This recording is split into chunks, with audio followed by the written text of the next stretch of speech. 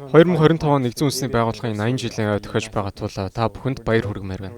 Дэлхийн нийтээр 80 жилийн хамтын ажиллагааг эргэн харж байгаатай холбогдуулан одоогийн байдлаар нэгдсэн үндэсний байгууллагын гүйцэтгэгч буй хамгийн чухал үүргийг та юу гэж хэлэх вэ? Нэгдсэн үндэсний байгууллагыг дэлхийн 2 дугаар дайны дараа байгуулсан. Бид өдгөө 80 жил үйл ажиллагаагаа явуулж байна. Монгол улсын хувьд 1961 онд нэгдсэн үндэсний байгууллагад элссэн. 1990 онд Монгол улс коммунист нийгмээс ардчлал жилдсэн эгзэгтэй эргэлтийн үеэр нэгдсэн үндэсний байгууллага нь энэ шилжилтийн хүрээнд танаа улстай нэгт хамтран ажилласан. Энэ үеэр бид Монгол улсын хүний эрхийн үндэсний комисс, авилгатай тэмцэх газар, онцгой байдлын ерөнхий газрыг байгуулахад дэмжин ажилласандаа маш их баярлалдаг. Мэдээж бид хамтдаа бусад олон ажлыг хийсэн. Саяхан намайг маш их баярлуулсан зүйл бол Монгол улс 2024 оны улсын их хурлын сонгуулиар гендерийн тэгш байдлыг хангах 30% квоттой бараг л хүрсэн. Парламентын 25%-ийг эмэгтэй улс төрчид бүрдүүлж байна. Энэ нь бүс нутагтаа хамгийн өндөр үзүүлэлт юм. Мөн хөгжлийн бэрхшээлтэй 2 нэр дэвшигч сонгогдсон. Энэ нь маш том амжилт. 80 жилийн он тэмдэглэлт арга хэмжээний хувьд Монгол улсад 10 дугаар сарын 20-ноос нэгдсэн үндэсний байгууллагын 7 хоногийг зарлана. Энэ нь 24-ний хүртэл үргэлжлэх болно. 25-нд ч мөн арга хэмжээ зохион байгуулна.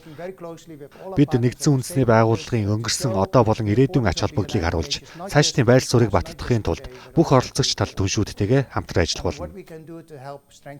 Нэгдсэн үндэсний байгууллагаас уур амьсгалын өөрчлөлтийн нөлөөг төсвөрлөх доктортой өдөөж буй засаглал, нийгмийн хөгжил зэрэг чиглэлүүдэд Монголд хэрэгжиж буй олон төсөл хөтөлбөрийг дэмжиж ажиллаж байгаа. Одоогийн гол зорилтуудаас бидэнд хуваалцахгүй юу? Юун дөрөвд Монгол улс нь нэгдсэн үндэсний байгууллагыг тууштай дэмжигч орон юм. Өнгөрсөн 9-р сард болсон ерөнхий ассамблеийн чуулганаар Монгол улсын ерөнхийлөгчийн хэлсэн үг, үзүүлсэн дэмжлэгт бид маш ихээр талархаж байгаа. Ерөнхий ассамблеийн чуулганыг жил бүр зохион байгуулдгийг та бүхэн мэднэ. Чуулганаар олон чухал хил зүйлэг өрнөсөн. Учир нь нэгдсэн үндэсний байгууллагын өнөөгийн болон ирээдүйн үр нөлөө ач холбогдлын талаар улс орнуудын удирдагчдтай ярих хэрэгтэй байсан юм. Надад маш өндөр сэтгэгдэл төрүүлсэн нэг зүйл бол Монгол улсын ерөнхийлөгч Монголын их амар амгалан иш татсан явдал юм. Мөн тэрээр дэлхийн их амар амгалангийн тухайд нэгдсэн үндэсний байгууллага нь дэлхийн инх тайвны баталгаа болсон талаар дурдсан. Инх тайван, хөгжил, хүний эрх нь нэгдсэн үндэсний байгууллагын үндсэн чиглэл үүрэг юм. Нэгдсэн үндэсний байгууллага нь Монгол улсын засгийн газартай хамтын ажиллагааны тогтолцоог байгуулсан. Үндсэн 3 үр дүнг тусгасан байдаг. Үүний нэг нь хүний хөгжил, сайн сайхан байдал, нөгөө нь ногоон, хүртээмжтэй доктортой өсөлт. Сүүлийнх нь хүн төвтэй засаглал, эрх зүйт ёс, хүний эрх юм. Өнөөдрийн байдлаар Монгол улс нь дундаас дээш орлоготой улсын тоонд багтдаг. Гэхдээ дундаас дээш орлоготой улс мөртлөө хүн амын 25 гаруй хувь нь ядуурлын шугамаас доош орлоготой байгаа. Энэ нь олон талт ядуурлыг илтгэж байна. Нэг ч хүнийг орхилгүйгээр сайн сайхан ирээдүйг авчрах нь танаа улсын удирдагчдаас гадна нийт ард түмэн болон бидэнд ч томоохон сорилт болж байна. Эх онд нэгдсэн үндэсний байгууллагын цөлжиттэй тэмцэх конвенцийн талуудын 17-р баг хурал Монголд зохион байгуулагдана. Энэ баг хурлын талаар та товчхон танилцуулахгүй юу? Үндсэн зорилтууд нь юу байх вэ? COP17 ган ачиг, газрын дороотол, цөлжилтийн асуудлын талаар хамтдаа эргцүүлж, шийдэл олох зорилготой баг хурал юм. Энэ арга хэмжээ эх орны 8 дугаар сард Монгол улсад зохион байгуулагдана. Монгол орны хувьд байгаль дэлхийтэйгээ нэгт холбоотой төдийгүй Монгол улсын соёл, амьдралын хэв маягт нь гүн шингэсэн байдаг. Монголчуудын нүүдлийн соёл, өргөн удан бэлчээр нутаг нь Монгол улсын хамгийн том онцлог бөгөөд дороотол цөлжилтийн өндөр эзэлттэй байгаа.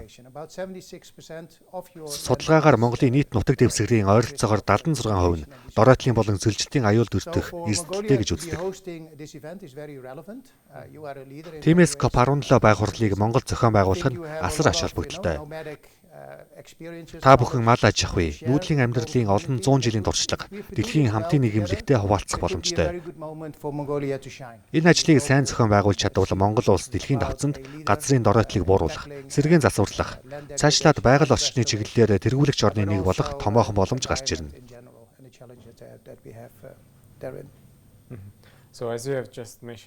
Монгол улс COP17 баг хурлыг зохион байгуулах нь асар ач холбогдолтой гэж дурдлаа.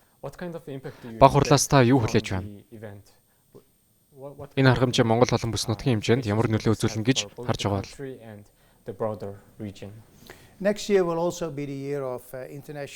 Ирэх он бол бэлчээр ба нүүдэлчдийн олон улсын жил байх болно. Энэ хүрээнд бэлчээрийн болон нүүдлийн мал аж ахуйг анхаарах 10 жилийн санаачилга эхэлнэ гэж би итгэж байна. Энэ бол Монгол улсад онцгой ач холбогдолтой стратегийн чухал сэдэв. Өмнө нь дурдсанчлан Монгол улс хөрсний дороотол, цөлжилтийн ноцтой асуудалтай нүүр тулаад байна. Нийт нутаг дэвсгэрийн 76% нь эрсдэлтэй. Танай орны бэлчээрийн дац ойролцоогоор 25 сая малд тохирох боловч одоогоор 70 орчим сая толгой малтай байна. Энэ нь уур амьсгалын өөрчлөлтөөс гадна хэд бэлчээрлэлтээс үүдэлтэй том дарамт болж байна. Үүнийг хүн бүр ухамсарлаж байгаа.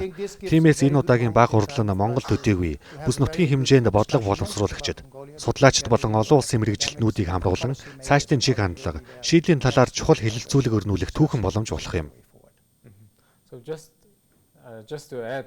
Тэгвэл энэхүү арга хэмжээ нь Монголд гадаадын хөрөнгө оруулагчдыг, ялангуяа доктортой хөгжил, ногоон төслүүдэд анхаардаг хөрөнгө оруулагчдыг татахад хэр төлөхөц үзүүлэх бол.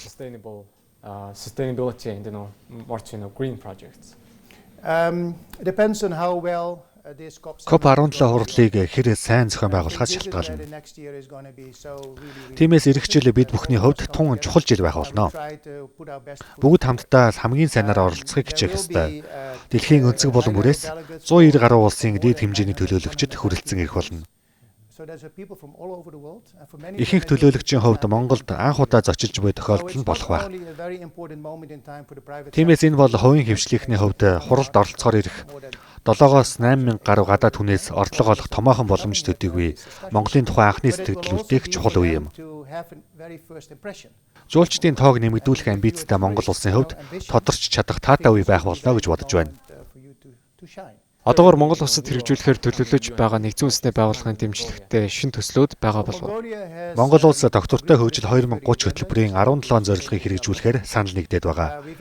Нэгдсэн үндэсний байгууллагын хүрээнд бид 2023 онд доктортой хөгжлийн зорилгын дээд хэмжээний уулзалтыг зохион байгуулсан. Тухайн үед Монгол болон бусад гишүүн улс доктортой хөгжлийн зорилгуудад хүрэхэд нэлээд хоцорч байгаагаа ойлгосон. Тиймээс бид энэхүү зорилгын хэрэгжилтийг хурдсах шаардлагатай болж байна. Бид доктортой хөгжлийн зорилтыг хурдсахад түлхэц болох шилжилтийн 6 чиглэлийг тодорхойлсон. Үүний нэг бол хүнсний салбарын тогтолцоо, хүнсний систем, хүний эрүүл мэнд, шимт хичээл, хүнс үйлдвэрлэлтэй шууд холбогдож ирдэг. Тухайлбал Монголын хувьд жилийн 4 улиралд ажиллах боломжтой хүлэмжүүдийг барих нь чухал. Бид энэ төслийг ажил хэрэг болгосон. Ингэснээр хөдөө орон нутгийн иргэд болоод бусад хүн өвлийн улиралдаж шинэ жимс ногоо хэрэглэх боломжтой болж, шимт хичээлийн хүртээмж илүү сайжирна гэсэн үг. Хүүхдүүдэд ч мөн эрүүл хооллох нөхцөл бүрдэнэ. Мөн эрчим хүчний шилжилтийг онцолж болно. Өнөөдөр дэлхийд аярах нөхцөл байдлыг харах юм бол уур амьсгалын өөрчлөлтөд ихээхэн өртөж байна. Улаанбаатар болон Монголын бусад аймагуудад агаарын бохирдлын асуудал тулгамдж байгаа. Иймд шатах түлшийг халж, сэргээгдэх болон цэвэр эрчим хүч рүү шилжих хэрэгтэй. Мөн дижитал шилжилтийг орхиж болохгүй. Монгол шиг өргөн удам нутаг дэвсгэртэй хүн ам сэрэг улсад дижитал шилжилт чухал ач холбогдолтой. Дижитал шилжилтээр хамгийн алслагдсан газарт боловсролыг хүргэж чадна. Түүнчлэн цахим сургалт, цахим эрүүл мэндийн үйлчилгээ, бүр сэтгэл зүйн халамж үйлчилгээгч хүргэх боломжтой. Тэгэхээр бид энэ бүх салбарт төвлөрөн ажиллаж байна.